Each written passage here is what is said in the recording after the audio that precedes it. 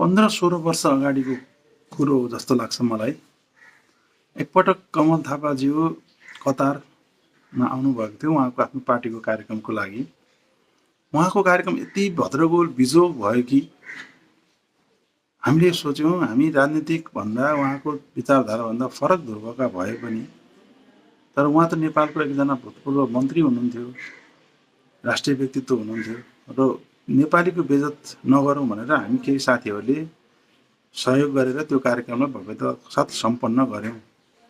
त्यसबेला कमल थापाज्यूको चाहिँ नजर हामीमाथि परेछ।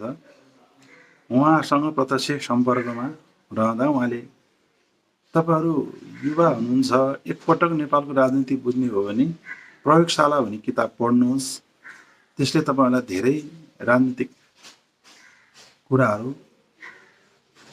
थाहा पाउन बुझ्न मद्दत गर्छ भन्नु भएर यो पुस्तक प्रयोगशाला पढ्नलाई सुझाउनु भयो।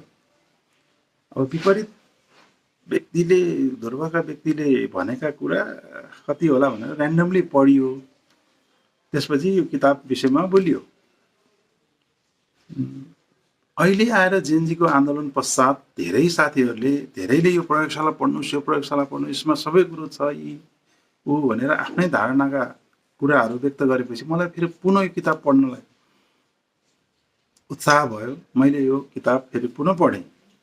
पढ्दाखेरि मैले धेरै राजनीतिक विषयमा अहिले भइरहेका दृश्य परिदृश्यको विषयमा धेरै कुराहरू बुझ्न मैले मौका पाएँ यो पुस्तक मार्फत। हुन त मैले यो विज्ञापनको लागि भनेको होइन है, नपढ्दा नि केही फरक पर्दैन, तर पनि यदि यो अहिलेको जेएनजी आन्दोलन पश्चात भएका राजनीतिक घटनाक्रमलाई कुनै मनस्थिति बनाएर बोल्नुहुन्छ भने तपाईँले पहिला यो पढ्नुहोस्। तर पढ्नुभन्दा अगाडि तपाईँले कोरा माइन्डले कुनै पनि वाद, प्रतिवाद, सिद्धान्त कसैको नि सपोर्ट नगरिकन कोरा दिमाग, भनौँ न सेतो पन्नाको दिमागले पढ्नुहोस् र त्यसपछि आफ्नो धारणा बनाउनुहोस्। त्यो कसैको टिप्पणीले धारणा नबनाउनुहोस्। यसले मलाई लाग्छ तपाईँलाई राम्रो सन्देश दिन्छ राजनीतिक कुरा बुझ्नलाई।